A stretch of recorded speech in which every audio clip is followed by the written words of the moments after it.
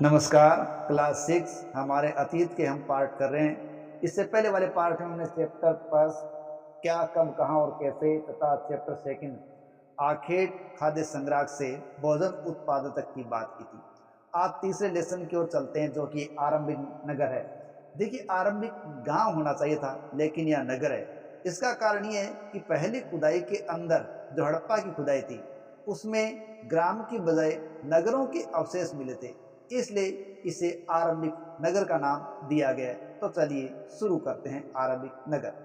देखिए, हड़प्पा के बारे में बात करें तो हड़प्पा वो पहला स्थल है जो सबसे पहले खुदाई में सामने आया। यहाँ जैसे कहा गया है कि पुरानी इमारत है वो अपनी कहानी बनाती है। लगभग 150 साल पहले जब पंजाब में पहली बार रेलवे लाइन बिछाई जा रही थी, देखो एक तो ये ध्यान रखना ज़रूरी है कि हड़प्पा के बारे में सबसे पहली बार 1826 में चार्ल्स मेसन ने उन टीलों की तरफ ध्यान दिलाया था, लेकिन किसी ने उनकी तरफ ध्यान नहीं दिया क्योंकि चार्ल्स मेसन है वो एक सैनिक थे और उनका हड़प्पा के उन क्षेत्रों के अंदर जाना हुआ था और टीलों के बारे में उन्होंने संकेत लगाया था, लेकिन किसी ने ध्यान नहीं दिया। बाद में 1856 के अंदर जब पंजाब में रेलवे लाइन बिछाई जा रही थी, हड़प्पा सभ्यता के पंजाब क्षेत्र में जो रेलवे लाइन बिछाई जा रही थी उनकी प्रतीकात्मक तस्वीरें हैं, जिससे मैं थोड़ा अंदाज़ा लगा सकता है कि किस प्रकार से उन्होंने रेलवे बिछाने का कार्य किया होगा और किस प्रकार से इस क्षेत्र को उन्होंने रेलवे यातायात के माध्यम से जोड़ दिया होगा। ये संकेतात्मक प्रतीक है, ठीक है। और ये रेलवे लाइन देखो कहाँ से कहाँ बिछाई जा रही थी।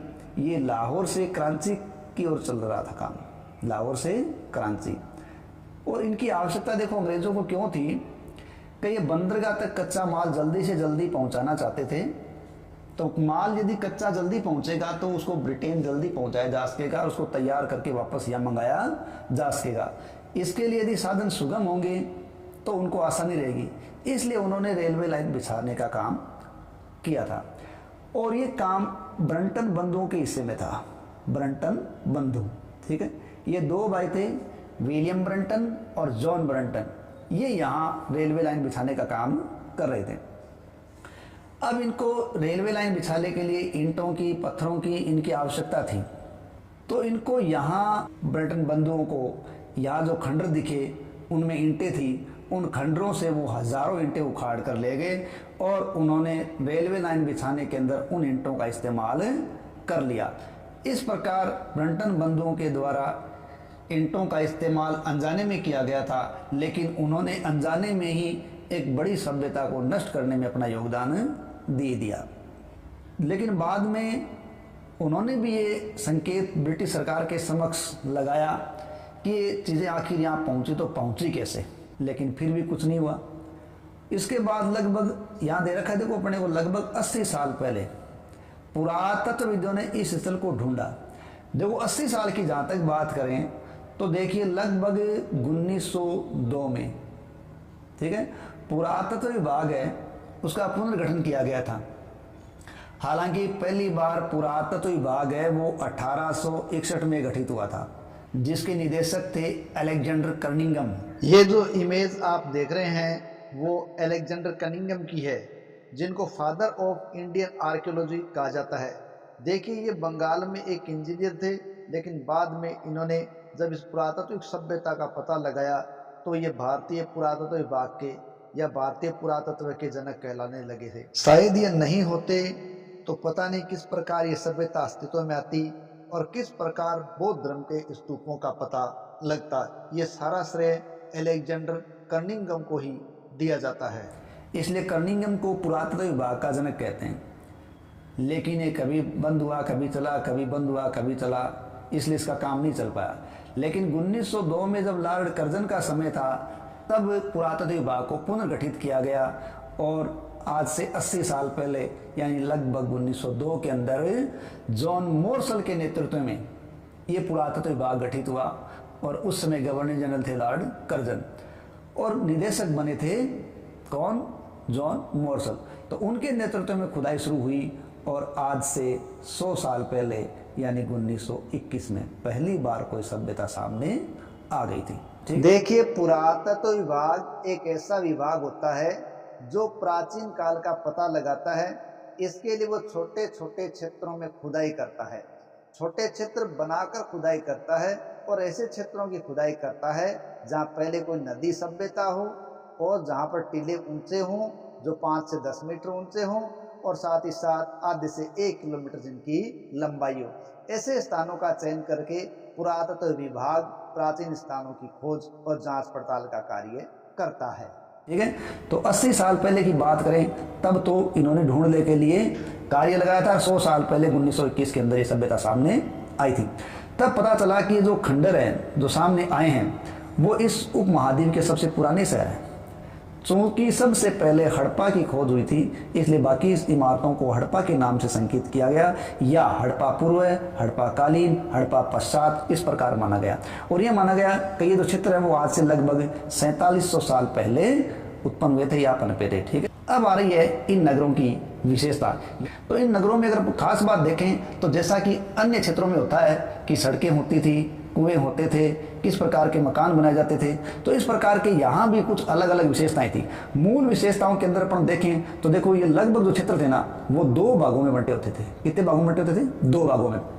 एक होता था ये पश्चिमी है, ठीक है, और ये है ये पश्चिमी है और ये पूर्वी क्षेत्र है। तो पूर्वी क्षेत्र जैसे मैंने सर्किल बड़ा बनाया है, यानी पूर्वी क्षेत्र है वो बड़ा होता था और नीचे होता था, क्योंकि मैं नीचे बना रखा है। लेकिन पश्चिमी क्षेत्र क्या है, छोटा होता था लेकिन ऊंचा होता था। ठीक है, तो इस प्रकार नगर 2 भागों में बंटा था, ऊंचा और नीचा। ठीक है, तो जो ऊंचा नेचर क्षेत्र था उसमें यह माना गया है कि यह दुर्ग क्षेत्र रहता होगा। दुर्ग क्षेत्र यानी परायकर शासक वर्ग या उच्च वर्ग यहाँ रहते होंगे, जबकि जो निचला इलाका है वो सामान्य लोगों के रहने का स्थान होगा और इसको नगर कहा गया होगा, निचला नगर, और इसको दुर्गीकृत नगर कहा गया होगा। यानी जो ऊपर था उसको दुर्ग नगर कहा गया और निचले को क्या कहा गया, निचला नगर कहा गया। लेकिन इन दोनों के बाहर है वो 4 दीवारी थी। ठीक है, यानी दोनों के बाहर 4 दीवारी पक्की ईंटों की बनाई गई थी। देखिए सब जगह ईंटों की इस प्रकार की 4 दीवारी थी ऐसा नहीं है, कहीं कहीं इनमें अपवाद भी देखने को मिलता है कि सब जगह मान लें कि 2 भागों में बंटे हैं और सब जगह बाहर बाउंड्री है, ऐसा नहीं है। ठीक है, कहीं कहीं अलग भी है। लेकिन बाहर जो बाउंड्री बनाई गई थी, दीवार बनाई गई थी, वो दीवार पक्की ईंटों की बनाई गई थी। इनको इस प्रकार चिना गया था कि उसकी चिनाई आज भी मौजूद दिखाई दे रही है। ठीक है, तो अब निचला नगर है वो सामान्य लोगों का रहा होगा, लेकिन निचले नगर में कुछ खास दिखाई दी गई अपने को। यानी जो नगर थे उसकी अलग बात थी निचले की, और ऊपर जो दुर्ग नगर था उसकी अलग बात थी। अब चूंकि दुर्ग है उसको मान रहे हैं ऊंचा, तो शायद उसमें उच्च वर्ग रहता होगा। अब उच्च वर्ग जहाँ रह रहा है वहाँ कुछ हमें अलग भी देखने को मिलता है। उस दुर्ग में कुछ खास इमारतें मानी गई है, जैसे मोहनजोदड़ो में एक तालाब मिला है बड़ा, उसे महान स्नानागार कहा गया है। यह इमेज मोहनजोदड़ो के दुर्गीकृत क्षेत्र से प्राप्त विशाल स्नानागार की है। इस स्नानागार को इतिहासकारों ने ग्रेट बाथ का नाम दिया है और ऐसा मानते हैं कि शायद इसको सार्वजनिक किसी उत्सव के समय काम लिया जाता होगा, सामूहिक स्नान के लिए काम लिया जाता होगा, क्योंकि तालाब ईंट और प्लास्टर से बना है और पानी का रिसाव रोकने के लिए इस पर प्लास्टर के ऊपर चारकोल की परत चढ़ाई गई थी। साथ ही साथ इस स्नान घर में उतरने के लिए सीढ़ियां थी 2 तरफ, पास में कुआं था ताकि पानी भरा जा सके, खाली किया जा सके, और इसके चारों तरफ क्या थे, छोटे छोटे कमरे बने थे। इस प्रकार शायद विशेष अवसरों पर काम नहाने के लिए इसका इस्तेमाल किया जाता होगा। तो कहने का मतलब एक दुर्ग क्षेत्र के अंदर इमारत मिली है स्नानागार। कालीबंगा जैसे क्षेत्र की बात करें तो वहाँ अग्निकुंड मिले हैं। ठीक है, अग्निकुंड है वो लोथल और कालीबंगा दोनों से मिले हैं, तो शायद यहाँ यज्ञ किया जाता होगा। क्या करते होंगे, यज्ञ करने के, यानी कालीबंगा से तो संख्या में 7 मिले हैं, तो यहाँ यज्ञ का संकेत मिलता है। हड़प्पा और मोहनजोदड़ो और लोथल जैसे कुछ नगरों में बड़े बड़े भंडारगृह भी मिले हैं। वैसे अगर आप सिंधु सभ्यता की सबसे बड़ी इमारतों के अंदर देखें तो सबसे बड़ी इमारतों के अंदर अन्न भंडारगृह ही माने गए हैं। कई जो नगर हैं उनकी प्राप्ति की बात करें तो ये नगर आधुनिक पाकिस्तान, पंजाब, सिंध आदि क्षेत्रों में मिले थे, लेकिन बाद में ये भारत के गुजरात, राजस्थान, हरियाणा, पंजाब आदि क्षेत्रों में भी मिल गए। ठीक है, अब पुरातत्वविदों ने जब इनको खोदा तो उसमें कई प्रकार की चीजें मिली, जैसे मिट्टी के लाल बर्तन मिले हैं। इन लाल बर्तनों पर काले रंग का अलंकरण या रंग या चित्र बनाया हुआ है। इसके अलावा पत्थर के बाट, मोहरें, मनके, तांबे के उपकरण, पत्थर के लंबे ब्लेड आदि भी यहाँ से हमें प्राप्त हुए हैं। चलते चलते इस नक्शे को और देखें तो देखिए ये जो प्राचीन सभ्यताएं थी वो किसी न किसी नदी घाटी के किनारों पर विकसित हुई थी। जैसे सबसे पहली सभ्यता हम देखें हड़प्पा, तो वो रावी नदी के किनारे अपने को प्राप्त हो रही है। उसी प्रकार मोहनजोदड़ो ये हमें सिंधु नदी के किनारे प्राप्त हो रही है, और उसी के पास देखो सिंधु के क्षेत्र में हमें क्या मिल रहा है, चनुद्रो। तो ये सभ्यताएं नदी के पास के किनारों में पनपी ताकि उनको पानी मिल जाए, उपजाऊ जमीन मिल जाए, ताकि उनको खेती करने के लिए कोई समस्या न हो। अब देखिए नेक्स्ट इन नगरों की विशेषताओं के अंदर है भवन, नाले और सड़कें। देखिए किस प्रकार के इन लोगों के घर होते होंगे, किस प्रकार की नालियां थी, किस प्रकार की सड़कें थी। आमतौर पर यह माना गया है कि इनके 1-2 मंजिल के घर होते थे, और हर घर में जो आंगन होता था उस आंगन के चारों तरफ ही कमरे बनते थे। ठीक है, अब ये कमरा है तो इसके चारों तरफ ही क्या बने होंगे, कमरे बनाए जाएंगे। इस प्रकार आंगन के चारों तरफ कमरे बने होते थे, और करीब करीब हर घर में ये माना गया है कि अधिकांश घरों में कुआं भी होता था, स्नान घर अलग एक कोने में होता था। इस प्रकार इनके भवनों की ये विशेषताएं थी।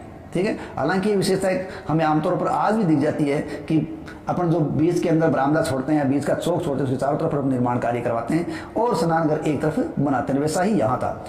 नालों की जहाँ तक बात है कि घर से जो नालियाँ निकलती थी वो बिल्कुल सीधी नाली में निकलती थी, और नाली के अंदर हल्की हल्की ढलान होती थी ताकि पानी न रुके।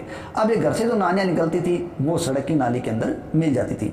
अब सड़क की नाली है वो आगे जाकर बड़े नालों के अंदर मिल जाती थी। अब ये नाले क्या है कि ढके हुए होते थे, और जगह जगह उनमें मेन होल बनाए जाते थे। तो घर से जो नाली निकल रही है, यानी घर से नाली निकली वो सड़क की नाली में आ गई, सड़क से वो बड़े नाले के अंदर जाके मिल गई। ठीक है, और जगह जगह यहाँ मेन होल थे जो ढके हुए थे, उनको खोल खोल कर उनकी सफाई कर दी जाती थी। इस प्रकार योजनाबद्ध तरीके से नालियों का निर्माण किया गया था। ठीक है, तो भवन भी 1-2 मंजिलें, नालियाँ बिल्कुल इस प्रकार की ताकि पानी का बहाव लगातार चलता रहे। और जहाँ तक सड़कों की देखिए बात थी ना, तो सड़कें बिल्कुल सीधी थी। चित्र में दी गई इस इमेज से हड़प्पा या मोहनजोदड़ो की सड़कों के सीधी होने का अंदाजा लगाया जा सकता है। यानी एक जगह खड़ा होकर व्यक्ति दूसरे क्षेत्र को आसानी से देख सकता था। इस प्रकार नगर है वो बिल्कुल शतरंज पट पर बने हुए होते थे। तो इसको शतरंज पट या ग्रिड पद्धति के ऊपर बनाया गया मानते हैं, और सड़कें बिल्कुल समकोण पर एक दूसरे को काटती थी। मकान की जहाँ तक बात है, खास बात नजर आती है कि मकान में कहीं भी, ठीक है, दरवाज़ा है वो सड़क की तरफ नहीं खुला, लेकिन लोथल में ये बात अलग मिली है कि दरवाजे सड़क की तरफ भी खुले। सड़क की तरफ दरवाजे नहीं खुलने का संकेत ये होगा कि शायद ये जो साधन चलते थे उनसे गंदगी अंदर न आए, शोरगुल न हो, इसलिए शायद वो सड़कों की तरफ दरवाजे नहीं करते होंगे। ठीक है, अब है नगरीय जीवन। यानी हम देख रहे हैं कि शुरुआत में जो हमें नगर मिले थे तो उनका जीवन कैसा होता होगा। तो जब नगर थे इसका मतलब बड़ी हलचल वहाँ रहती होगी। ठीक है, जब नगर ही हो गए तो उसका मतलब काम बड़ा चल रहा होगा, इमारतें बनाने वाले लोग वहाँ रहते होंगे, शासक वर्ग वहाँ रहता होगा और वो बड़े बड़े काम करवाता होगा। अब शासक वर्ग क्या करता होगा, लोगों को दूर दूर भेजकर बहुमूल्य पत्थर, धातु, अन्य उपयोगी चीजें शायद मंगवाता होगा, और ये शासक लोग खूबसूरत मनकों, सोने चांदी से बने आभूषणों जैसे कीमती चीजों को भी अपने पास रखते होंगे। शायद इन नगरों में लिपिक भी होते होंगे जो मोहरों पर लिखते थे और अन्य चीज़ों पर भी लिखने का काम करते थे, क्योंकि हमें पुरातात्विक इन क्षेत्रों की ज़्यादा जो लिखित सामग्री है वो हमें मोहरों पर ही लिखी हुई मिली है। तो संभवतः लिपिक होते हैं जो मोहरों पर लिखते होंगे, और अन्य कोई खिलौनों पर भी उनके द्वारा कुछ लिखा हुआ मिला है। तो शासक वर्ग लोगों से दूर दूर भेजने के लिए काम करते थे और लोगों से अनेक दूर की चीज़ें मंगवाने का काम भी करते थे। इसके अलावा नगरों में शिल्पकार स्त्री और पुरुष भी रहते थे जो अपने घरों में उद्योग स्थल के रूप में भी काम करते होंगे। देखिए, रहने की जगह स्थल है, लेकिन उद्योग स्थल उस जगह के लिए इस्तेमाल किया गया शब्द है जहाँ रहने के साथ साथ चीज़ें बनाने का कार्य भी किया जा रहा होगा। तो लोग लंबी यात्राएं भी करते होंगे और वहाँ से उपयोगी वस्तुएं लाते होंगे। अब केवल अपन दूसरी जगह जाएं और वहाँ से केवल अपन उसके काम की चीज़ लाए, ऐसा ही नहीं है। वहाँ जाते हैं तो हम वहाँ से किस्से और कहानियाँ भी लेके आते हैं, और वहाँ से किसी न किसी प्रकार के खिलौने भी अपन लेके आते हैं। इस प्रकार की चीज़ें हमें खुदाई में मिलती हैं। चित्र में देखो, जैसे अपने को दिखा भी रखा है, मोहनजोदड़ो की सड़क का भाग दिखा रखा है जिसपे नाला बना हुआ है, और पास में दिखा रखा है कुआं, ताकि एक हर घर में लगभग कुआं हुआ करता था। एक दिखा रखी है मोहर जिस पे कुछ लिखा हुआ है, लेकिन हम आज तक उसको पढ़ने में कामयाब नहीं हो पाए हैं, और इसी प्रकार दिखा रखे हैं मिट्टी, पक्की मिट्टी से बने हुए खिलौने। नगर और नए शिल्प। तो ये जो नगर थे उसमें कुछ नए शिल्प भी थे या कमजोर प्रकार की श्रेणी के ही अपने को सामग्री मिलती है। देखो चित्र के अंदर अपने को बिल्कुल सफेद कलर के बाट दिखाई दे रहे हैं, ये पत्थर के बाट हैं और जिस प्रकार से इतने दिखे सुंदर हैं, इनको बहुत बारीकी से बनाया होगा। इसका मतलब ये जो पत्थर है वो चर्ट पत्थर है, इस चर्ट पत्थर से इनको बाट बनाया गया है। शायद ये बहुमूल्य धातुओं पत्थरों जो बहुमूल्य पत्थर थे ऐसी चीजों को तोलने के लिए ही बनाए गए होंगे। ये विशेष ध्यान रखें कि सिंधु सभ्यता से जो बाट प्राप्त हुए हैं उन बाटों में 16 इकाई का बाट सर्वाधिक उपयुक्त माना गया है या 16 इकाई के बाट को प्रमुखता प्रदान की गई है। ठीक है, बाट के अलावा अपन यहाँ देखें तो ये मनके हैं। ठीक है, तो मनके विशेष पत्थर है कार्नेलियन पत्थर, यानी मनकों को विशेष प्रकार के कार्नेलियन पत्थरों से बनाया जाता होगा और उनके बीच में छेद भी करते थे ताकि मनकों की माला बना सके। मनके का मतलब मोती, तो इस प्रकार कार्नेलियन पत्थर के भी मोती बनाए जाते थे, पकी मिट्टी के भी मोती बनाए जाते थे। और यहाँ ये दिखा रखा है फलक, जो धारदार फलक है, तो धारदार फलक है वो शायद चीरने फाड़ने के काम में लिया जाता होगा। ठीक है, अब नीचे अपने को एक और व्यक्ति की मूर्ति दिखाई गई है। मोहनजोदड़ो से हमें एक पुरुष मूर्ति प्राप्त हुई है। उस पुरुष मूर्ति ने कढ़ाईदार वस्त्र पहन रखे हैं। कढ़ाईदार वस्त्रों के साथ साथ उसकी दाढ़ी भी बड़ी अच्छी तरह से हमें बनाई हुई दिखाई दे रही है। तो इस प्रकार नगर के अंदर शिल्प भी अन्य कानी शिल्प के रूप में अन्य काम होता होगा। ठीक है, तो पुरातत्व विद्यों को कई प्रकार की चीजें मिली हैं। उन चीजों के अंदर पत्थर, शंख, तांबे, कांसे, सोने, चांदी आदि धातुओं से भी बनाई गई सामग्री मिली है। यानी पत्थर से भी बनी सामग्री मिली है तो धातुओं से बनी सामग्री भी मिली है। संकेत ऐसा लगाया जाता है कि तांबा और कांसा है वो औजार, हथियार और गहने बनाने के काम में लिया जाता हुआ। क्या चीज है? तांबा और कांसा। ठीक है, तांबा है उसमें टिन मिलाकर कांसा बनाया जाता था। सोने और चांदी से गहने और बर्तन बनाए जाते थे। तो इन पुरातात्विक क्षेत्रों से जो सामग्री मिली है उनमें सबसे आकर्षक वस्तुओं में माने तो मनके, बाट और फलक है। और ये तीनों ही अपने को दिखाए गए, ये बाट रहे, ये मनके रहे और ये फलक रहे। तो ये सबसे आकर्षक चीजें मानी गई है। यानी हड़प्पा क्षेत्रों की या पुरातात्विक क्षेत्रों की सबसे आकर्षक वस्तुओं में क्या है? तो बाट, मनके और फलक। हड़प्पा सभ्यता के लोग पत्थर की मोहर बनाते थे। ठीक है, और इन्हीं आयताकार मोहरों पर जानवरों के चित्र मिलते हैं। हड़प्पा सभ्यता के लोग काले रंग के डिजाइन किए हुए खूबसूरत लाल मिट्टी के बर्तन बनाया करते थे और उनके अधिकांश मोहरें वो आयताकार थी। लेकिन हम ये माने केवल एक ही प्रकार के आयताकार मोहरे थे, ऐसा नहीं है, मोहरों का अन्य प्रकार भी देखने को मिलता है। यहाँ लगभग ये माना गया है कि 7000 साल पहले मेहरगढ़, ठीक है, मेहरगढ़ बलूचिस्तान का एक क्षेत्र है, वहाँ कपास की खेती होती थी।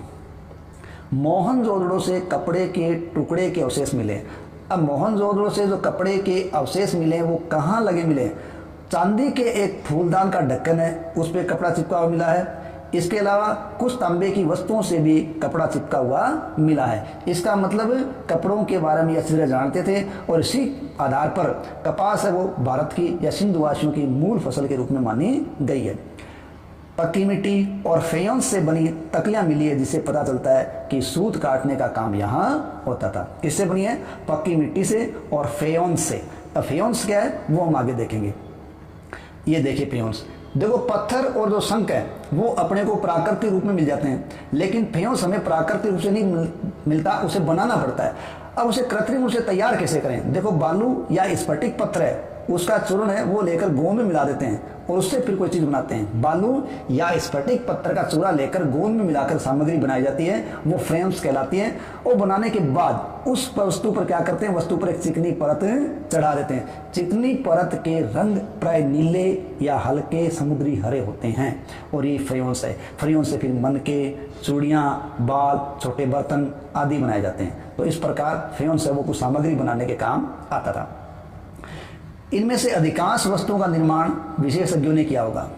देखो विशेषज्ञों की बात जहाँ तक है कि विशेषज्ञ जो कोई विशेष सामग्री बनाने में दक्ष हो, शायद यहाँ कोई प्रशिक्षण की व्यवस्था भी रही होगी, जिसी के कारण पत्थर को तराशना, मन के चमकाना, मोहरों पर पत्रिकारी करना आदि यहाँ विशेष प्रकार के शिल्प मिले हैं। इसी प्रकार मोहनजोदड़ो की जो हमने मूर्ति देखी थी उसका बड़ा आकर्षक चेहरा है, दाढ़ी उसकी बहुत अच्छी तरह दर्शाई गई है। तो ये किसी विशेषज्ञ मूर्तिकार का ही काम हो सकता है। अब हर व्यक्ति विशेषज्ञ नहीं है, कोई व्यक्ति किसी क्षेत्र में विशेषज्ञ हो और कोई किसी क्षेत्र में विशेषज्ञ हो, यानी कहने का मतलब अलग अलग लोगों का अलग अलग क्षेत्र रहा होगा। लेकिन हम ये नहीं कह सकते कि ये कार्य पुरुष करते थे या महिलाएं करती थी या दोनों करते थे। हो सकता है कुछ काम पुरुष करते होंगे, कुछ काम महिलाएं करती होंगी, और हो सकता है कुछ काम दोनों ही करते होंगे। कच्चे माल की खोज में देखिए, कच्चा माल वो होता है जिस माल से हम कोई नई चीज तैयार कर सकें, और कच्चा माल प्राकृतिक रूप में उपलब्ध हो जाए। यानी कच्चा माल क्या प्राकृतिक रूप से में उपलब्ध होगा। अब वो प्राकृतिक रूप से उपलब्ध होगा, इसका मतलब या तो किसान उसको तैयार कर रहा है खेत में, या उसके पशुओं से कोई हमें उत्पादन प्राप्त हो रहा है।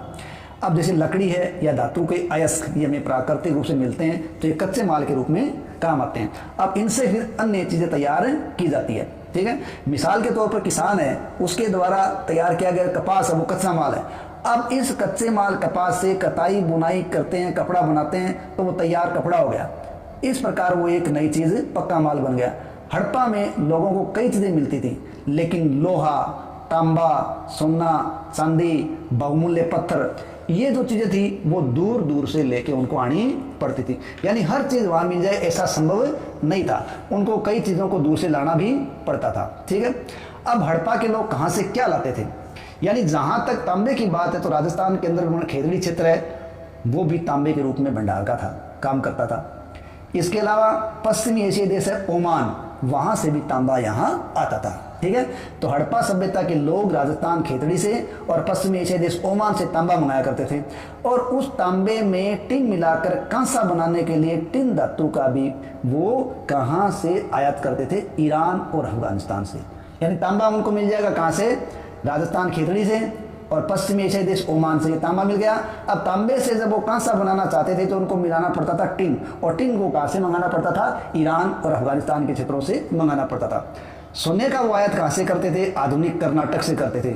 जहां आज अपन जानते हैं कर्नाटक में कोलार के खाने सोने खानों के रूप में चर्चित है। बहुमूल्य पत्थर है, उनका आयात गुजरात, ईरान, अफगानिस्तान आदि जगहों से किया जाता था। कहने का मतलब कुछ सामग्री इनको यहाँ मिल जाती थी, जो नहीं मिलती थी उसका उन्हें मंगाना पड़ता था। यहाँ देखिए अपने को एक जगह से दूसरी जगह जाने में किस चीज़ का इस्तेमाल करते होंगे, इसके बारे में पूरी जानकारी नहीं है, लेकिन एक खिलौना गाड़ी सी बनी हुई है, संभवतः इनके पास कुछ विशेष प्रकार की गाड़ियाँ रही होंगी जो शायद पशुओं के द्वारा खींची जाती होगी, क्योंकि पहिए का आविष्कार हो चुका था। इस इमेज से भी अपने को पता चल रहा है कि पहिए का आविष्कार हो चुका था, और जानवरों के द्वारा इस प्रकार की छोटी मोटी गाड़ियां हैं या उस प्रकार की अन्य आकृतियां खींची जाती होंगी। नगरों में रहने वाले लोगों के लिए भोजन, हम जानते हैं कि हड़प्पा, मोहनजोदड़ो, चनूरजो जैसे क्षेत्र जब खुदाई में मिले थे तो वो नगर के रूप में विकसित थे। तो इन नगर में रहने वाले लोगों के लिए भोजन है, इसका मतलब वो ग्रामीण स्तर पर ही तैयार होता होगा। तो नगरों के अलावा लोग हैं वो गाँव में भी रहते थे। अब वे अनाज उगाते, जानवर पालते, किसान और चरवाहे हैं वह शहर में रहने वाले लोगों के लिए उत्पादन तैयार करते थे, खेती करते, जानवरों को पालते, और उनके ही भाग है वो मतलब भोजन के रूप में शहरों तक लाते थे। अब हमें पौधों के जब अवशेष मिलते हैं तो उनसे पता चलता है कि हड़प्पा के लोग गेहूं, जौ, दाल, मटर, तिल, धान, सरसों आदि से परिचित थे। यानी हड़प्पा के लोग गेहूं, जौ, दाल, मटर, धान, तिल, सरसों आदि से परिचित थे। ये उगाते थे और शहरों में भेजा करते थे। अब जब इनको उपजाने का काम करना है तो जमीन की जुताई के लिए हल का प्रयोग भी इन्होंने किया है। यानी हड़प्पा काल में इन्होंने किस प्रकार के हल का इस्तेमाल किया ये तो हमें आज प्राप्त नहीं हुआ, क्योंकि प्रारंभ में इन्होंने लकड़ी के हल बनाए और लकड़ी के जो हल है वो आज नहीं मिले। लेकिन लकड़ी से बनाए गए खिलौने प्रकार के मिले हैं, छोटे खिलौने मिले जो हल के आकार से हैं। इससे संकेत लगता है कि ये लकड़ी के हल का जुताई के रूप में इस्तेमाल करते थे, वो एक अलग बड़ी बात थी। लेकिन साथ ही साथ केवल हल से काम चल जाए ऐसा नहीं था, क्योंकि इन क्षेत्रों के अंदर बारिश कम होती थी तो इनको समय समय पर सिंचाई भी करनी पड़ती थी, और सिंचाई है उसके लिए भी इन्होंने अपनी तरफ से व्यवस्था कर रखी थी। हड़प्पा के लोग गाय, भैंस, भेड़, बकरियां आदि पालते थे। अब आदि पालते थे तो जहाँ ये रह रहे हैं बस्तियों में, उन बस्तियों के आसपास तालाब और चारागाह होते थे ताकि उनको पशुओं को भोजन मिल जाए, पानी मिल जाए। लेकिन सूखे महीनों में मवेशियों को ये चीज़ें उपलब्ध नहीं हो पाती थी तो उनको दूर दूर जाना पड़ता था। अब यहाँ दूर दूर जब जाते थे तो लोग अपने लिए बेर जैसे फल इकट्ठा कर लेते थे और मछलियाँ भी पकड़ते थे और साथ ही साथ जानवरों का शिकार भी करते थे। इस प्रकार अपना उनका जीवन या आजीविका चल रही थी। अब गुजरात में हड़प्पा कालीन नगर का सूक्ष्म निरीक्षण। गुजरात हमारे भारत का एक ऐसा क्षेत्र है जहाँ से सर्वाधिक क्षेत्र मिले हैं। इन क्षेत्रों के अंदर धोलावीरा, रंगपुर, लोथल, सुरकोतड़ा जो हमें गुजरात से प्राप्त हुए हैं। उन्हीं में से एक क्षेत्र धोलावीरा के बारे में अपने अध्ययन करते हैं। देखो कच्छ के इलाके, गुजरात कच्छ के इलाके में खदीर बेत के किनारे धोलावीरा नगर बसा हुआ था और वहाँ साफ पानी मिलता था और ज़मीन बहुत ज़्यादा उपजाऊ थी।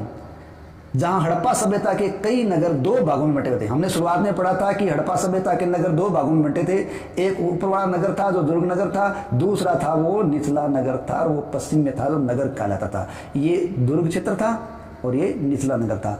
तो ये दो भागों में बंटे होते थे, ठीक है। तो पूर्व के अंदर बड़ा नगर था जो सामान्य लोगों का था और पश्चिम के अंदर क्या था, दुर्ग नगर था। लेकिन धोलावीरा को देखें तो धोलावीरा 3 भागों में बंटा था, ठीक है। ध्यान रखें धोलावीरा 2 की बजाय 3 भागों में बंटा हुआ था और इन तीनों भागों के बाहर बाउंड्री बनी हुई थी या चार दीवारी तीनों भागों के बाहर अलग अलग बनी हुई थी। यानी एक अलग बात थी। यानी कई क्षेत्रों के अंदर तो बाउंड्री एक दुर्ग के क्षेत्र के बाहर मिली है और कहीं कहीं दोनों के बाहर मिली है और कहीं कहीं तीनों क्षेत्रों के बाहर मिली है। लेकिन 3 क्षेत्र का साक्ष्य हमें धोलावीरा से मिला है। यानी धोलावीरा उपला नगर, निचला नगर और मध्य नगर 3 भागों में बंटा हुआ था और प्रत्येक भाग को पत्थर की ऊंची ऊंची दीवारों से बचाया गया था और उसमें अंदर प्रवेश करने के लिए बड़े बड़े प्रवेश द्वार भी बने थे। साथ ही साथ उसमें बड़े प्रवेश द्वार के बाहर अंदर प्रवेश करेंगे तो बड़ा खुला मैदान भी था। तो ये बड़ा मैदान है वो धोलावीरा का स्टेडियम माना गया। शायद यहाँ बड़े बड़े प्रोग्राम होते होंगे, सार्वजनिक कार्यक्रम इसमें आयोजित होते होंगे। यहाँ से कुछ अवशेष ऐसे मिले हैं जहाँ हड़प्पा लिपि के अवशेष मिले हैं। कुछ बड़े बड़े अक्षरों को पत्थरों पर भी खोदा गया है। ये यहाँ एक अलग बात है।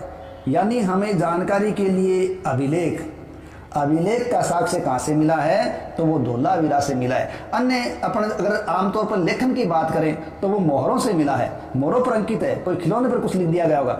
लेकिन पत्थर पर खोद के लिखा होगा साक्ष्य अभिलेख कहलाता है। वो अभिलेख हमें केवल कहाँ से मिला, धोलावीरा से ही मिला है। ध्यान रखें लोथल और सुरकोतड़ा है वो ऐसे चित्र थे जो दोनों एक थी 4 दीवारी से घिरे थे। यानी निचला नगर और दुर्ग क्षेत्र 2 भाग थे और दोनों एक ही 4 दीवारी से घेरे गए थे। कौन कौन से, लोथल और सुरकोतड़ा। और धोलावीरा की खास बात क्या देख ली हमने, धोलावीरा की खास बात के अंदर 3 भागों में बंटा नगर, ठीक है, और साथ ही साथ स्टेडियम जिसे अपने खुला मैदान कह रहे हैं वो, और एक देख लिया हमने अभिलेख। ये धोलावीरा को अन्य क्षेत्रों से अलग दर्शाते हैं। नेक्स्ट देखिए, गुजरात की खंभात की खाड़ी में मिलने वाली साबरमती के एक उपनदी के किनारे बसा लोथल नगर। देखिए अब साबरमती की उपनदी की बात आ रही है तो लोथल है वो भोगवान नदी के किनारे बसा है और यहाँ कीमती पत्थर जैसा कच्चा माल आसानी से मिल जाता था, ठीक है। लोथल में जो खंभात की खाड़ी में है उस लोथल में कीमती पत्थर जैसा माल आसानी से मिल जाता था। यह पत्थरों, शंखों और धातुओं से बनाई गई चीजों का एक महत्वपूर्ण केंद्र था। इस नगर में एक भंडार गृह भी था। इस भंडार गृह से कई मोहरे और मुद्रांकन या मुहरबंदी क्या है, गीली मिट्टी पर दबाने से बनी हुई छाप मुहरबंदी कहलाती है। वो लोथल के इन क्षेत्रों से हमें प्राप्त हुई है। अब ये अपने को लोथल का बंदरगाह दे रखा है चित्र के अंदर। लोथल एक बंदरगाह, ये बड़ा तालाब लोथल का दिखाई दे रहा है। यहाँ समुद्र के रास्ते आने वाली नावें रुकती थी और संभवतः यहाँ से माल उतारना और चढ़ाने का काम चलता था। और यहाँ पर एक इमारत मिली है जो संभवतः मनके बनाने की इमारत रही होगी। यानी मनका बनाने का उद्योग भी हड़प्पा काल के अंदर बड़ा फेमस था। और चनोदड़ो जो सिंधु नदी के किनारे मिला है, सिंध का क्षेत्र है, वहाँ भी मनके बनाने का कारखाना हमें मिल चुका है, ठीक है। इसके अलावा मनका बनाने का काम लोथल में भी माना गया है। पत्थर के टुकड़े, अध बने मनके बनाने के उपकरण और तैयार मनके, ये सब हमें लोथल से प्राप्त हुए हैं। मुद्रा या मुद्रांकन या मुहरबंदी, देखो मोहर का प्रयोग है वो सामान से भरे डब्बों या थैलों को चिन्हित करने के लिए किया जाता था। आज भी अपन क्या करते हैं, मोहर लगाते हैं। तो पहले भी डिब्बों या थैलों को चिन्हित करने के लिए मोहर का इस्तेमाल करते थे। कब, जब सामान को एक जगह से दूसरी जगह भेजते थे तो थैले को बंद करने के बाद उसके मुंह पर गिल्ली मिट्टी का पोत करके उस पर मोहर लगाई जाती थी और मोहर की छाप को ही मुहरबंदी कहते थे। जब आगे ये मुहरबंदी की छाप पहुंचती थी और टूटी हुई नहीं होती थी तब ये माना जाता था कि ये माल सीधा आया है, इसके साथ कोई छेड़छाड़ नहीं हुई है। यानी मोहर का सीधा होना जरूरी था। अब बात आती है कि सभ्यता पनपी, लेकिन आज इस सभ्यता के केवल हमें अवशेष क्यों मिल रहे हैं, यानी ये सभ्यता आखिर गई तो कैसे खत्म हो गई, ठीक है। तो इसके बारे में निश्चित तो देखो कुछ नहीं कहा जा सकता कि आज से लगभग 3900 साल पहले, 3900 साल पहले ऐसा क्या हुआ कि लोगों ने इस सभ्यता को अचानक छोड़ दिया या धीरे धीरे छोड़ा, कुछ कह नहीं सकते। ठीक है, यहाँ की मोहरें, यहाँ का लेखन, यहाँ का बाट, ये सब इस्तेमाल से दूर हो गया। ठीक है, यहाँ का कच्चा माल काफ़ी कम हो गया। मोहनजोदड़ो की सड़कें थी, उन पर कचरे का ढेर लग गया। यहाँ की जल निकास प्रणाली जो विश्व की एक अपने आप में बहुत विकसित प्रणाली मानी गई है, वो नष्ट हो गई। सड़कों पर ही झुग्गीनुमा घर बनाए जाने लगे। ऐसा क्यों हुआ होगा? तो इस सभ्यता के अंत के बारे में कोई निश्चित राय नहीं बन पाई है, लेकिन अलग अलग विद्वानों का अलग अलग कहना है कि संभवतः नदियाँ सूख गई होगी।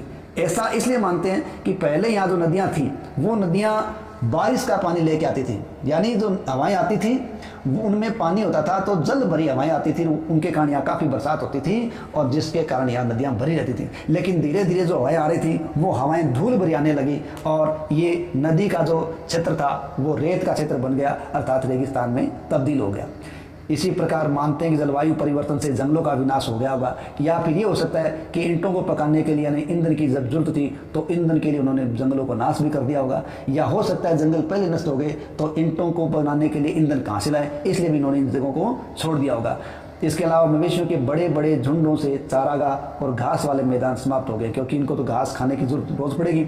कुछ ये मानते हैं कि शायद कुछ इलाकों में बाढ़ आ गई होगी और लोग यहाँ से चले गए होंगे, लेकिन इन कारणों से पूरी की पूरी सभ्यता नष्ट हो जाए ये कुछ संकेत नहीं जत रहा। इनके बारे में निश्चित कह नहीं सकते, क्योंकि बाढ़ और नदियों के सूखने का असर पूरी सभ्यता पर नहीं पड़ता, कुछ ही इलाकों पर पड़ता है। तो पूरी सभ्यता के नष्ट होने के बारे में आज भी हम ठोस रूप में कुछ नहीं कह सकते। ठीक है,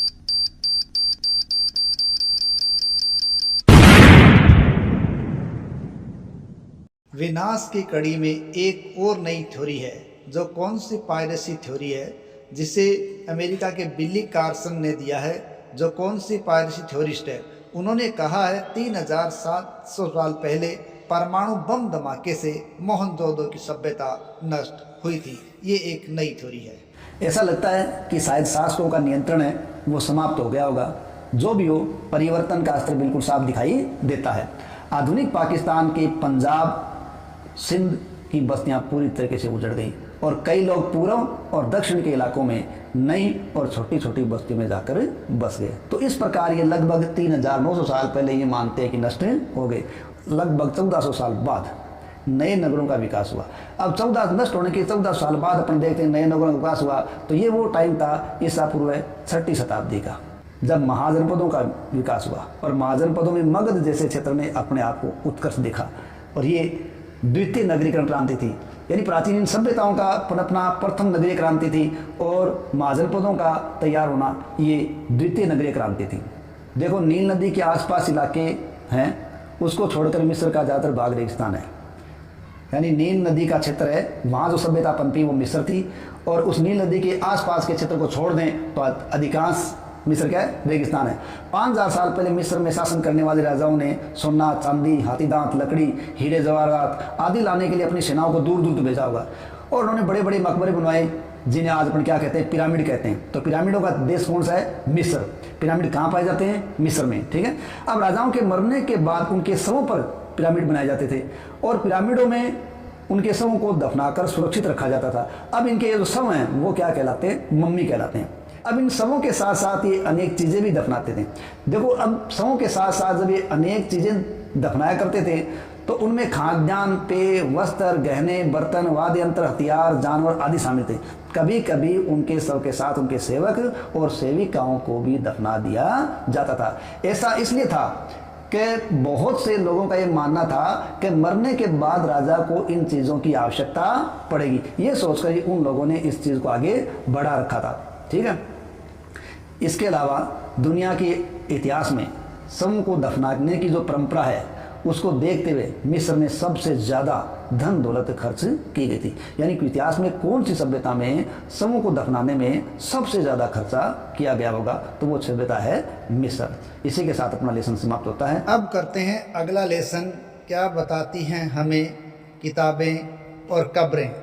देखिए, इस प्रकार के जो वीडियोज़ हैं वो हमारे या आपके सिलेबस को दोहराने में हमारी काफ़ी मदद करेंगे। तो चलिए अगला लेसन शुरू करते हैं, क्या बताती है हमें किताबें और कब्रें। और यहाँ शुरुआत की गई है दुनिया के एक प्राचीनतम ग्रंथों में एक, तो दुनिया के प्राचीनतम ग्रंथों में से एक ग्रंथ है और उसका नाम है वेद। देखिए, वेद जो शब्द है वो विद धातु से बना है और उसका मतलब होता है ज्ञान या फिर जानना। ठीक है, तो वेद विद धातु से बना शब्द जिसका मतलब है ज्ञान या जानना। और वेदों की संख्या है वो 4 है। ठीक है, प्राचीनतम जो ग्रंथ है उन्हीं में ग्रंथ है ऋग्वेद। ये आ गया ऋग्वेद। वेदों की संख्या मूल रूप से 4 हैं, ऋग्वेद, सामवेद, यजुर्वेद और अथर्ववेद। और इनमें सबसे पुराना वेद वो है ऋग्वेद। ठीक है, ऋग्वेद की रचना लगभग 3500 साल पहले मानी जाती है और ऋग्वेद के अंदर 1000 प्रार्थनाएं हैं जिन्हें सूक्त कहा गया। सूक्त अपने ये कह सकते हैं कि सूक्त मंत्रों का एक समूह है और इस सूक्त के अंदर जो मंत्र होते हैं उनकी संख्या 3 से लेकर 100 तक है। यानी सबसे छोटा जो सूक्त है वो 3 मंत्रों का है। तो मंत्रों का एक समूह कहा गया है सूक्त, और सूक्तों से ही क्या बने, मंडल बने। तो मूल रूप से जो प्रार्थनाएं ऋग्वेद के अंदर हैं उन प्रार्थनाओं को सूक्त कहते हैं। और सूक्त का मतलब क्या होता है, अच्छी तरह से बोला गया। ठीक है, तो ऋग्वेद में विभिन्न देवी देवताओं की स्तुति में रचे गए मंत्र हैं। ठीक है, इनमें 3 देवता मुख्य हैं, अग्नि, इंद्र और सोम। ऋग्वेद के अंदर कौन प्रमुख देवता माने गए हैं, अग्नि, इंद्र और सोम। देखो, इन तीनों में सर्व प्रमुख देवता यदि कोई माना गया तो वो है इंद्र। ठीक है, क्योंकि इंद्र के लिए वेदों में सर्वाधिक मंत्र, इंद्र के लिए 250 मंत्र आए हैं। ठीक है, और इंद्र के पश्चात 200 मंत्र हैं वो अग्नि के लिए आए हैं। इस प्रकार इंद्र के पश्चात अग्नि का स्थान आता है। ठीक है, अग्नि है वो आग का देवता था जो एक मध्यस्थ देवता के रूप में काम करता था। यानी हम यज्ञ के माध्यम से अग्नि में हवन करते हैं तो उस अग्नि की लपटों के साथ, धुएं के साथ हमारी इच्छाएं, हमारी कामनाएं, हमारी प्रार्थनाएं ये ईश्वर तक पहुंचती थी। इस प्रकार अग्नि एक मध्यस्थ के रूप में देवता था। जहाँ तक इंद्र की बात है, इंद्र युद्ध के देवता के रूप में विख्यात है। और तीसरा सोम। सोम एक पौधा है जो हिमालय क्षेत्रों में पाया जाता था। ठीक है, और इस सोम पौधे से एक विशेष प्रकार का पेय पदार्थ तैयार किया जाता था। उस पेय पदार्थ को सोमरस कहा जाता था और समय समय पर विभिन्न प्रकार के उत्सव या समारोह के समय सोमरस का पान किया जाता था। वैदिक प्रार्थनाओं की रचना ऋषियों ने की थी। आचार्य विद्यार्थियों को इन्हें अक्षरों, शब्दों और वाक्यों में बांटकर सहस्वर पाठ द्वारा कंठस्थ करवाते थे। देखिए, वेद हैं उनको अपौरुषेय कहा जाता है। अपौरुषेय क्यों? क्योंकि हमारे प्राचीन जो ऋषि मुनि थे उन्होंने ईश्वर से साक्षात्कार किया और उस साक्षात्कार के माध्यम से ईश्वर के श्रीमुख से जो उन्होंने शब्द, अक्षर, वाक्य सुने, उन सुनी हुई बातों को उन्होंने कंठस्थ किया और उसी को उन्होंने आगे आने वाली पीढ़ी को कंठस्थ करवा दिया। इस प्रकार ये सुनने सुनाने की परंपरा पर चले आए, इसलिए ये अपौरुषेय माने गए हैं। और जो सुनने सुनाने की परंपरा पर जो आधारित होता है वो कहलाता है श्रुति। और जब इनको लिपिबद्ध कर दिया गया तब संहिता नाम भी इनके लिए आया है। ठीक है, ये माना गया कि ज़्यादातर जो सीखने और सिखाने वाले थे वो पुरुष थे, लेकिन अपने ये कहें केवल मंत्रों को सीखने वाले पुरुष थे ऐसा नहीं है। कहीं कहीं महिलाओं ने भी मंत्रों की या प्रार्थनाओं की रचना की है। जहाँ तक ऋग्वेद की भाषा का शब्द है, ऋग्वेद की भाषा प्राक संस्कृत या वैदिक संस्कृत है जो हमारी संस्कृत से थोड़ी अलग है। एक बात ध्यान रखें, ऋग्वेद, सामवेद और अथर्ववेद ये जो 3 है वो पद में रचे गए हैं। ठीक है, और यजुर्वेद है वो गद्य और पद दोनों में रचा गया एक वेद है। ठीक है, नेक्स्ट है संस्कृत और अन्य भाषाएं। हम कह रहे हैं कि प्राक संस्कृत के अंदर ये रखे गए ग्रंथ हैं। तो अब और भाषाएं क्या है? ठीक है, देखिए, संस्कृत भाषा भारोपीय भाषा, ठीक है, यानी भारत और यूरोपीय भाषा परिवार का एक हिस्सा है। अब भारत की भाषा की जहाँ तक बात करें, यानी संस्कृत भाषा भारोपीय भाषा का हिस्सा है। और भारत की भाषाओं के अंदर कौन कौन सी भाषा आती है? असमिया, गुजराती, हिंदी, कश्मीरी, सिंधी, ये भाषाएं हैं। और इनमें शामिल है एशियाई भाषाएं, तो उन एशियाई भाषाओं में है कौन सी? फारसी। और जहाँ तक यूरोप की भाषाओं की बात आती है तो फ्रांसीसी, अंग्रेजी, जर्मनी, यूनानी, इतालवी, स्पेनिश, ये यूरोपीय परिवार से जुड़ी हुई भाषाएं हैं। तो ये मिला के हो जाती है भारोपीय भाषाएं, क्योंकि इनको एक ही परिवार की भाषा इसलिए कहा गया है कि प्रारंभ में इनमें कुछ शब्द एक जैसे थे। जैसे मातृ, संस्कृत में माँ के लिए शब्द आया है, हिंदी में इसके लिए माँ शब्द आया है, अंग्रेजी में इसके लिए मदर शब्द आया है। तो ये कुछ शब्द आपस में समानता प्रकट करते हैं, इसलिए ये एक जैसे माने गए हैं, एक दूसरे की पारिवारिक भाषाएं मानी गई है। उपमहाद्वीप में दूसरे भाषा परिवारों की भाषाएं भी बोली जाती है। जैसे हम ध्यान रखें, पूर्वोत्तर प्रदेश की भाषाओं के बारे में देखें तो पूर्वोत्तर में तिब्बत बर्मा परिवार की भाषाएं बोली जाती है। तमिल, तेलुगु, कन्नड़, मलयालम द्रविड़ परिवार की भाषा है, क्योंकि द्रविड़ क्षेत्र में या दक्षिण में अधिक बोली जाती है। वहीं हम झारखंड और मध्य भारत के हिस्सों में देखें तो झारखंड और मध्य भारत के कई हिस्सों में बोली जाने वाली भाषाएं ऑस्ट्रो एशियाटिक परिवार से जुड़ी हुई भाषाएं हैं। इस प्रकार अलग अलग हिस्सों में अलग अलग प्रकार की भाषाएं अलग अलग समय पर आई हैं। देखिए, जिन किताबों को हम आज पढ़ रहे हैं वो किताबें देखो छपी हुई हैं और हम उसको लिखी हुई भी देख रहे हैं, लेकिन ऋग्वेद के साथ ऐसा नहीं था। उनका तो केवल उच्चारण किया जाता था, श्रवण किया जाता था, ना कि उनको पढ़ा जाता था। सदियों बाद इनको लिखा गया। छापने का काम तो ये माना गया कि लगभग मुश्किल से आज से 200 साल पहले छापने का काम हुआ होगा। ठीक है, नेक्स्ट यहाँ अपने को बिंदु दे रखा है, इतिहासकार ऋग्वेद का अध्ययन कैसे करते हैं। देखिए, इतिहासकार वो होता है जो अतीत की घटनाओं के बारे में जानकार रखता है, और पुरातत्ववेत्ता वो होता है जो प्राचीन काल की वस्तुओं के आधार पर उन इतिहास का निर्माण करता है। ठीक है, तो ये एक तरह से जानकारी अतीत के बारे में इकट्ठी करने का काम करते हैं। अब इनमें लिखित साक्ष्य पूरे नहीं होते तो भौतिक साक्ष्यों के द्वारा भी इस्तेमाल किया जाता है। कहने का मतलब है कि इतिहासकार और पुरातत्ववेत्ता क्या करते हैं, भौतिक और लिखित अवशेषों के द्वारा इतिहास का निर्माण करते हैं। ऋग्वेद के कुछ सूक्त की बात करें तो ऋग्वेद के अंदर कुछ सूक्तों में वार्तालाप भी दिया गया है। जैसे विश्वामित्र नामक ऋषि है और देवियों के रूप में पूजित दो नदियों व्यास और सतलुज के बीच का एक संवाद है। एक ऐसे ही सूक्त का एक अंश इस पुस्तक के अंदर दिया गया है। यानी कोई बातें जो हमारे ऋषियों ने की हैं उनका संवाद इन वेदों के अंदर दिया गया है। उनको पढ़कर हम उस तात्कालिक समय के बारे में जानकारी प्राप्त कर सकते हैं। तो ऐसी ही एक कथा यहाँ दी गई है और वो कथा है विश्वामित्र और नदियों की आपसी कथा है। इसमें क्या है, विश्वामित्र ना वो नदियों से कहते हैं, हे नदियों, अपने बछड़े को चाटती हुई दो दमकती गायों की तरह दो फुर्तीले घोड़ों की चाल से पहाड़ों से नीचे आओ। यानी ये कह रही है, नदियों को कह रहे हैं कौन, विश्वामित्र, और उनको नीचे आने के लिए कह रहे हैं। ठीक है, और साथ ही साथ ये कह रहे हैं कि इंद्र द्वारा दी हुई शक्ति से स्फूर्त तुम रथों की गति से सागर की ओर बह रही हो, तुम जल से परिपूर्ण हो और एक दूसरे से मिल जाना चाहती हो। नदियां क्या जवाब देती है, जल से परिपूर्ण हम देवताओं के बनाए रास्ते पर चलती हैं और एक बार निकलने पर हमें रोका नहीं जा सकता। तो हे ऋषि, आप हमसे प्रार्थना क्यों कर रहे हैं। तो विश्वामित्र जी कहते हैं, हे बहनों, मुझ गायक की प्रार्थना सुनो, मैं रथों और गाड़ियों सहित बहुत दूर आ गया हूँ। कृपया अपने जल को हमारे रथों और गाड़ियों की धुरियों के ऊपर न उठाओ, नहीं तो हम पार नहीं जा पाएंगे। अगर नहीं उठाओगे पानी को इतना ऊंचा तो हम निकल जाएंगे। नदियां कहते हैं, हम तुम्हारी बात सुनेंगे जिससे तुम सुरक्षित पार जा सको। इस प्रकार की प्रार्थनाएं, बातें हैं वो वेदों से मिलती है। इससे हमें ये भी पता चलता है कि उस वक्त समाज में ऋषि रहते थे, वहाँ घोड़ों और गायों को ज़्यादा महत्व दिया जाता था, इसलिए नदियों की तुलना घोड़ों और गायों से की गई है। साथ ही साथ हमें पता चल जाता है कि इन ग्रंथों के अंदर कौन सी नदियों का जिक्र ज़्यादा आया है।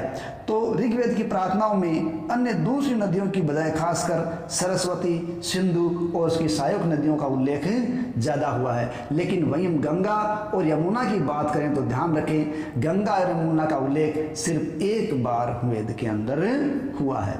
ठीक है, अब देखिए साथ में अपने को एक पांडुलिपि का चित्र दिखा रखा है। ऋग्वेद की पांडुलिपि का एक पन्ना अपने सामने है। ठीक है, और ये पन्ना है भुर्ज वृक्ष की छाल पर लिखी पांडुलिपि है और कश्मीर में पाई गई है। और लगभग 150 साल पहले ऋग्वेद को सबसे पहली बार छापने के लिए इनका इस्तेमाल किया गया था। और इसी पांडुलिपि को देखते ही या देखकर ही अंग्रेजी में इसका अनुवाद तैयार हुआ। और वर्तमान में जहाँ तक बात है, ये पांडुलिपि पुणे महाराष्ट्र के एक पुस्तकालय में सुरक्षित रखी गई है। अब आ रहा है मवेशी, घोड़े और रथ। ठीक है। देखिए ऋग्वेद में खासकर मवेशियों, बच्चों और घोड़ों की प्राप्ति के लिए प्रार्थनाएं। देखो बात यह है कि ऋग्वेद में जो प्रार्थनाएं हैं उनमें जहाँ तक बच्चों की बात आती है वो खासकर पुत्रों के संदर्भ में है, यानी वो पुत्र प्राप्ति की कामना करते थे। ठीक है। अब घोड़ों को लड़ाई में रथ खींचने में काम लिया जाता था, साथ ही साथ घोड़ों के द्वारा लड़ाई जीतकर, मवेशी जीतकर लाए जा सकते थे, इसलिए वो घोड़ों की प्राप्ति के लिए प्रार्थनाएं करते हैं। जमीन के लिए भी लड़ाइयाँ लड़ी जाती थी। कहने का मतलब है कि इस संदर्भ में जब अपन झगड़े की बात देखें तो एक तो जमीन के लिए झगड़ा यहाँ दिखाई देता है। ठीक है, यानी किन के लिए दिखाई देता है? जमीन के लिए, और वो भी उस जमीन के लिए जो कैसी है? जमीन उपजाऊ है। उपजाऊ जमीन के लिए यहाँ संघर्ष दिखाई देता है। इसी प्रकार पशुओं को प्राप्त करने के लिए संघर्ष दिखाई देता है, जल को प्राप्त करने के लिए संघर्ष दिखाई देता है। यानी ये जल को प्राप्त करेंगे या जल के स्रोत पर कब्जा करेंगे तो अपने काम के लिए इनको आसानी से पानी उपलब्ध प्राप्त हो जाएगा। इसी प्रकार चारागाह है, उस पर कब्जा करने के लिए भी ये संघर्ष करते थे, और इसके अलावा कुछ लोगों को बंदी बनाने के लिए भी संघर्ष इनका होता था। अब बंदी बनाए गए लोग कहते हैं बाद में दास के रूप में काम आते थे और उनको उसी प्रकार काम करना पड़ता था जैसा उनका मालिक कहता था। ठीक है। तो युद्ध में अब जो जीत कर लाते थे, क्या युद्ध में जीत के लाए गए भाग को केवल सरदार रख लेते? ऐसा नहीं है। देखो युद्ध में जो जीत के लाया गया भाग होता था वो सरदार नहीं रखते थे, उनमें से कुछ किसको दिया जाता था? पुरोहितों को दिया जाता था, कुछ आम लोगों में बांट दिया जाता था, और कुछ यज्ञ करने के लिए भी इस्तेमाल कर लिया जाता था। इस प्रकार अलग अलग इसका इस्तेमाल होता था, क्योंकि यज्ञ में आग की आहुति दी जाती थी और ये आहुतियाँ देवी देवताओं को दी जाती थी। घी, अनाज और कभी कभी जानवरों की भी आहुति दी जाती थी।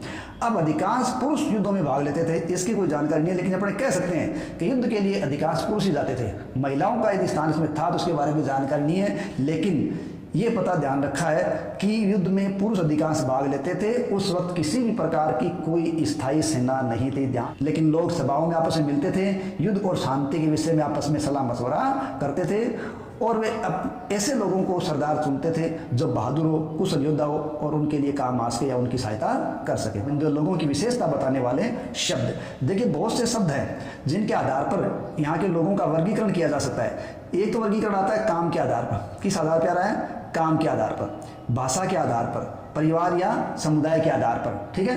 तो यहाँ लोगों का वर्गीकरण काम, भाषा, परिवार, समुदाय, निवास स्थान या सांस्कृतिक परंपरा के आधार पर किया जा रहा है। ऋग्वेद में लोगों की विशेषता बताने वाले कुछ शब्दों को हम देख सकते हैं।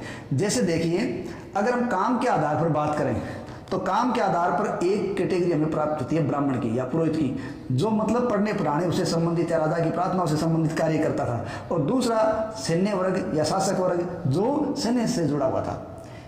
और एक वर्गीकरण भाषा के आधार पर देखें तो यहाँ दो पार्ट आते हैं, एक तो आर्य और एक अनार्य। ठीक है।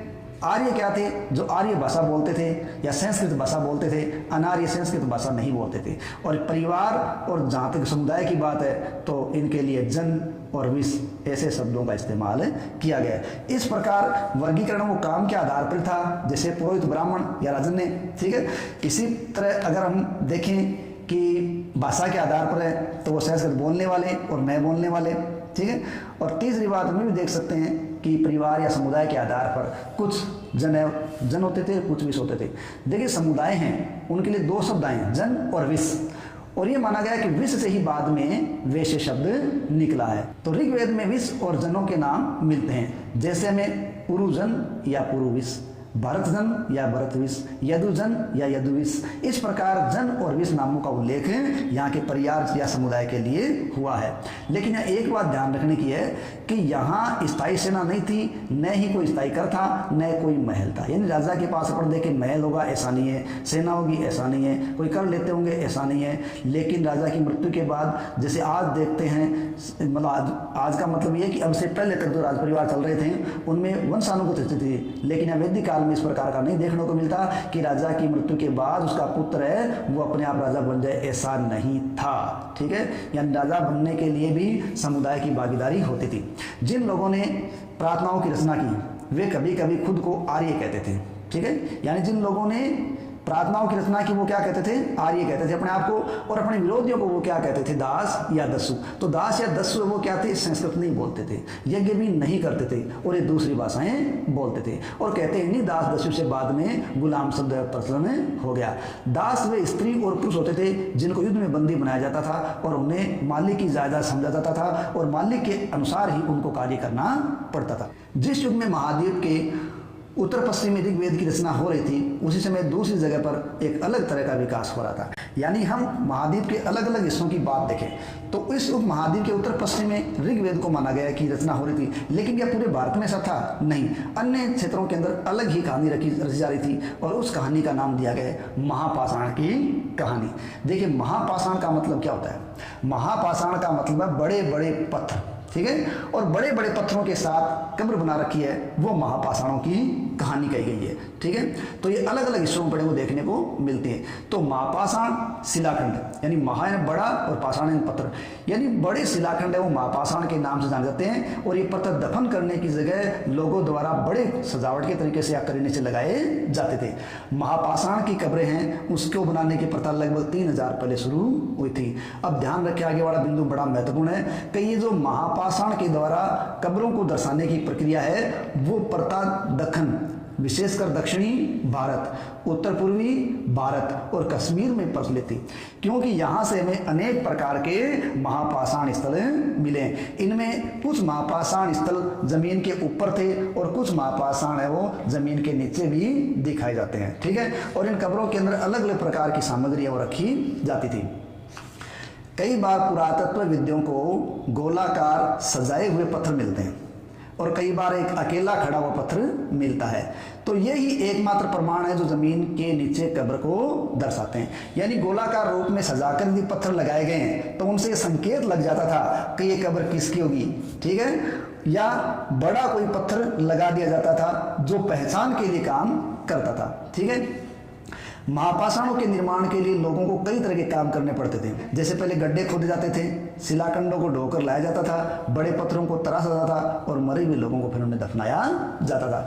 इन सब की कब्रों में कुछ समानताएं हैं, क्या कि मृतकों को खास किस्म के मिट्टी के बर्तनों के साथ दफनाया जाता था। यहाँ के जो बर्तन है उनके खास बात क्या थी, वो काले लाल मिट्टी के बर्तन थे, ब्लैक एंड रेड वेयर, यानी ये काले लाल मिट्टी के बर्तन थे जिनको शवों के साथ दफनाया जाता था। लेकिन केवल मिट्टी के बर्तन ही दफनाए जाते थे ऐसा नहीं है, लोहे के औजार, हथियार, घोड़े के कंकाल, ठीक है, सामान, पत्थर और सोने के गहने, इनको भी दफनाए जाने के साक्ष्य मिले। कहने का मतलब है कि सब के साथ लोहे के औजार, हथियार, घोड़ों के कंकाल, सामान, पत्थर, सोने के गहने, इस प्रकार की चीज़ों को भी दर्शाने का रिवाज था। संभवतः उनकी स्थिति के अनुसार देखा जाता था कि इन चीज़ों का इस्तेमाल करते थे और इस सब को मरने के बाद भी इन चीज़ों की आवश्यकता होगी। अब यहाँ एक चित्र में दिखाया गया है, ऊपर इस तरह के महापाषाण को ताबूत स्वाधान या शिष्ट कहते हैं। देखिए, इसमें एक गड्ढा नुमा क्षेत्र बना रखा है और इसमें अपने को एक होल दिखाई दे रहा है, ठीक है। यहाँ जो पोर्ट होल दिखाई दे रहा है, इस पोर्ट होल के द्वारा ही दूसरी बार जब शव लाया जाता था तो इस गड्ढे में रखा जाता था। सामूहिक पारिवारिक ये कब्रें होती थी, यानी एक कब्र को रख दिया गया, इसमें मान लीजिए एक कब्र है और इसी परिवार का वो दूसरा शख्स मरता है, उनको साथ दफनाने का रिवाज हो तो इस पोर्ट होल में से उसको भी इसके अंदर रखा जा सकता था, ठीक है। तो ये शायद पत्थरों के बने बड़े कमरे होते होंगे, पोर्ट होल, उनके अंदर जाने का कोई रास्ता रहा होगा। इन लोगों के द्वारा लोहे का प्रयोग नहीं होता था। महापाषाण कब्रों से मिले लोहे के सामान है वो नाम मात्र के हैं। यहाँ देखिए, यहाँ एक और घोड़े के लिए सामान दिखाई दे रहा है, नीचे बाईं ओर कुल्हाड़ियाँ दिखाई दे रही है और नीचे एक तरफ कटार दिखाई दे रही है। ये सामग्री है वो भी हमें महापाषाण कब्रों से मिली है। नेक्स्ट बिंदु दिया गया है लोगों की सामाजिक असमानताओं के बारे में पता करना। क्या वो वैदिक कालीन समाज है या तात्कालिक समाज है, वो असमानता पर आधारित था या सभी लोग समान थे, इसके बारे में हमें किस प्रकार पता चलता है। तो ये बात हमें यहाँ के जो कंकाल है उसके आधार पर पता चलती है, यहाँ की कब्रों से पता चलती है। और इसके लिए क्या है कि हमें ब्रह्मगिरी का तुलनात्मक अध्ययन करना पड़ेगा। ये देखिए ब्रह्मगिरी एक स्थान है, ठीक है। तो ब्रह्मगिरी जो स्थान है वहाँ एक कब्र ऐसी मिली है जिसमें 33 सोने के मनके और शंख पाए गए हैं। इधर व्हीलर महोदय हैं वो यहाँ जांच पड़ताल कर रहे थे कौन, व्हीलर। और उन व्हीलर महोदय को क्या हुआ कि यहाँ एक कब्र में 33 सोने के मनके और शंख पाए गए, दूसरे कंकाल के पास सिर्फ मिट्टी के बर्तन ही पाए गए। तो इससे पता चलता है कि लोगों की सामाजिक स्थिति में भिन्नता थी। और पहली कब्र जिसमें 33 सोने के मन के शंख पाए गए वो अमीर की कब्र थी और दूसरी गरीब की कब्र रही होगी, या यूँ कह सकते हैं जिसमें सोने के मन के मिले 33 वो सरदार की और दूसरी कब्र उसके अनुयायी की रही होगी। कहने का मतलब है सामाजिक स्थिति में भिन्नता मौजूद थी। नेक्स्ट बिंदु है, क्या कुछ कब्रगाहें कुछ खास परिवारों के लिए थी?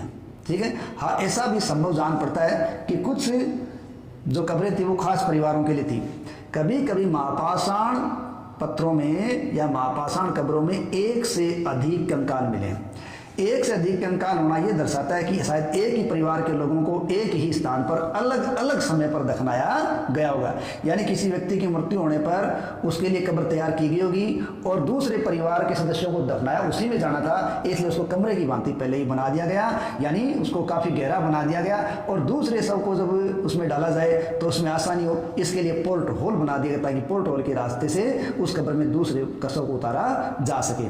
और ऐसे स्थान पर गोलाकार लगाए गए पत्थर या चट्टान यहाँ की चिन्हों का काम करते थे, जहाँ लोग आवश्यकता अनुसार शवों को दोबारा दफनाने के लिए आ सकते थे।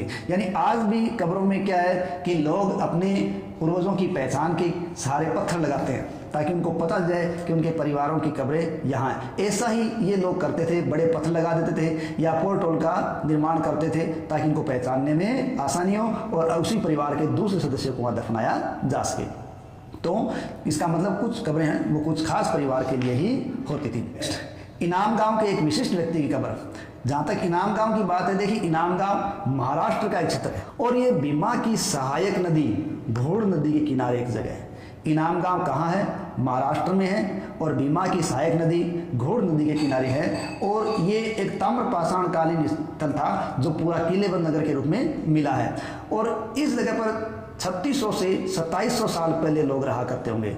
यहाँ वयस्क लोगों को प्राय गड्ढे में सीधा लिटाकर दफनाते थे और यहाँ इनाम गांव के जब क्षेत्रों में सीधा व्यक्ति को दफनाया जाता था तो उसका सिर उत्तर की ओर होता था। कई बार उन्हें घर के अंदर ही दफनाया जाता था। ऐसे बर्तन शायद खाना और पानी हो दफनाए गए शवों के पास रख दिए जाते थे। यानी इनाम गांव के लोग भी शव के साथ कुछ सामग्री रखा करते थे। सामग्री रखना पूरी सभ्यता के अंदर ही प्रचलित था। कहीं कुछ सामग्री कम रखी जा सकती थी तो कहीं ज़्यादा रखी जा सकती थी। ठीक है, इनाम गांव की ही बात है कि एक 5 कमरों वाला मकान मिला है। उस मकान के आंगन में एक 4 पैरों वाला मिट्टी का एक बड़ा संदूक दफनाया गया था। यानी ऐसा संदूक जिस प्रकार आज संदूक बनाते हैं उसके 4 पाए होते हैं, उसी प्रकार मिट्टी का उस वक्त का संदूक था जिसके 4 पाए थे और वो 5 कमरों वाले एक मकान में इनाम गांव से प्राप्त हुआ है। और बस्ती के बीचों बीच ये बसा हुआ घर था। तो ये बस्ती का एक बड़ा घर माना गया है। शायद किसी सरदार का या यहाँ के मालिक का ये घर रहा होगा। इसे इनाम गांव का सबसे बड़ा घर माना गया। अब इस घर के अंदर ही क्या था, एक अनाज गोदाम भी इस घर के अंदर था और सब था वो चूंकि संदूक के अंदर रखा हुआ था इसलिए उसके पेड़ मुड़े हुए थे। अब पैर मुड़ने का कारण था कि शायद संभवतः संदूक है वो उस आकार का नहीं होगा कि उसके पैर फैलाए जा सके। तो संभवतः ये एक अलग स्थिति कहाँ से मिली है? इनाम गांव से मिली है। साथ ही साथ इनाम गांव के लोगों के काम धंधों की बात अपन करें तो उसमें देखो इनाम गांव में पुरातन विद्याओं को जो सामग्री मिली है उस सामग्री के आधार पर वो बताते हैं कि यहाँ कई प्रकार के अनाज होते होंगे। तो इनाम गांव में अनाज के बारे में देखें तो गेहूं, जौ, चावल, दाल, बाजरा, मटर, तिल आदि के बीज मिले हैं। यानी अधिक मात्रा में काफ़ी अधिक प्रकार के यहाँ से दाने मिले हैं। इस प्रकार के भोजन सामग्री ये खाने में काम लेते होंगे। इसके अलावा इनके यहाँ जानवरों की हड्डियाँ मिली है। कई हड्डियों पर काटने के निशान भी बने हुए हैं। इसका मतलब है लोग इनको खाते होंगे। और जानवरों की जहाँ तक बात है किस किस के अवशेष मिले हैं? गाय, बैल, भैंस, बकरी, भेड़, कुत्ता, घोड़ा, गधा, सुअर, सांबर, चितकबरा, हिरण, मृग, खरहा, नेवला, चिड़िया, घड़ियाल, कछुआ, केकड़ा और मछली की हड्डियाँ। इस प्रकार ये साक्ष्य मिले तो पता चलता है कि बहुत सारे पशुओं के बारे में जानकारी थी, अनेक प्रकार की फसलों के बारे में जानकारी थी। साथ ही साथ ऐसे साक्ष्य मिलते हैं कि लोग बेर, आंवला, जामुन, खजूर और कई तरह की रस भरिया इकट्ठी करते हैं। अब देखिए कंकाल का अध्ययन में क्या बताता है। देखो कंकालों का अध्ययन करते हैं तो सबसे बड़ी समस्या अपने को ये आती है कि कंकाल पुरुष के हैं या महिला के। शुरुआत में ये लोग खुदाई में जब कंकाल ढूंढते थे तो ये आभूषण के आधार पर मान लेते थे कि ये महिला का है या पुरुष का है, क्योंकि महिलाएं ज़्यादातर आभूषण पहनती है लेकिन पुरुष भी तो आभूषण पहनते हैं, तो ये आभूषण से संकेत नहीं लगाया जा सकता था कि कंकाल मिला है वो किसका है। इसी प्रकार कंकाल किसी बच्चे का है तो वो पता लग सकता था, क्योंकि उसका आकार छोटा है तो बच्चे का मान लिया जाता था। लेकिन अब वो बच्ची है या बच्चा है, इस कंकाल में कोई ज़्यादा फर्क नहीं होता था, इसलिए पता लगाना कठिन था कि ये लड़की का है या लड़के का। लेकिन जैसे जैसे इसके बारे में जानकारी आगे बढ़ती रही वैसे वैसे पता चला कि पुरुष और महिला के कंकाल को या हड्डियों के ढांचे को देखकर पता लगाया जा सकता है आसानी से कि ये महिला का कंकाल है या पुरुष का।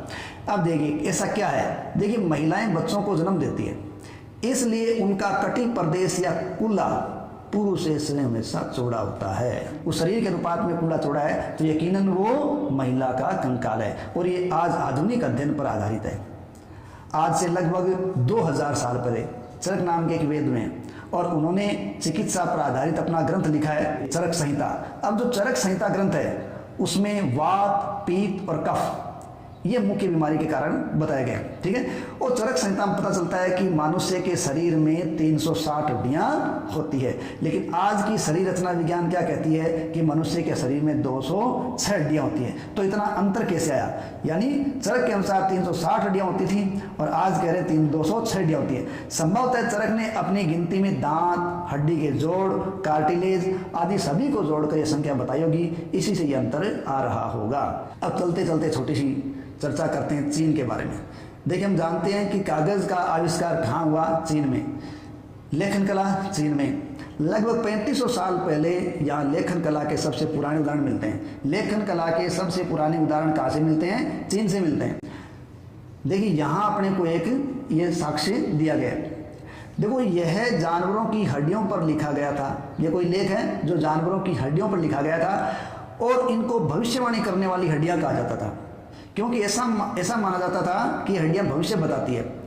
राजा लोग क्या करते थे, राजा लोग लिपिकारों से इन हड्डियों पर सवाल लिखवाते, क्या वे युद्ध जीतेंगे, क्या फसल अच्छी होगी, क्या उन्हें पुत्र होंगे, इस प्रकार की बातें इन पर लिखवाते। फिर इन हड्डियों को आग में डाल दिया जाता था, इनमें से गर्मी से चटक कर इन हड्डियों में दरार पड़ जाती थी और भविष्यवक्ता इन दरारों को बड़े ध्यान से देखकर भविष्यवाणी करने की कोशिश करते थे। और हम जानते हैं कि इस प्रकार की भविष्यवाणी 100% सही नहीं हो सकती, ये गलत भी होती थी। तो ये हड्डियों के द्वारा भविष्यवाणी करने की प्रथा कहाँ थी, चीन में थी, ठीक है। चीन में राजा शहरों में महल बनाकर रहते थे, उन्होंने बेशुमार दौलत इकट्ठी कर रखी थी जिनमें बड़े बड़े नक्काशी किए हुए कांसे के बर्तन शामिल थे, लेकिन वे लोहे का इस्तेमाल करना नहीं जानते थे। ध्यान रखें, लोहे का इस्तेमाल इन लोगों को पता नहीं था। इसी के साथ आज का लेसन समाप्त करते हैं। जय हिंद, जय भारत।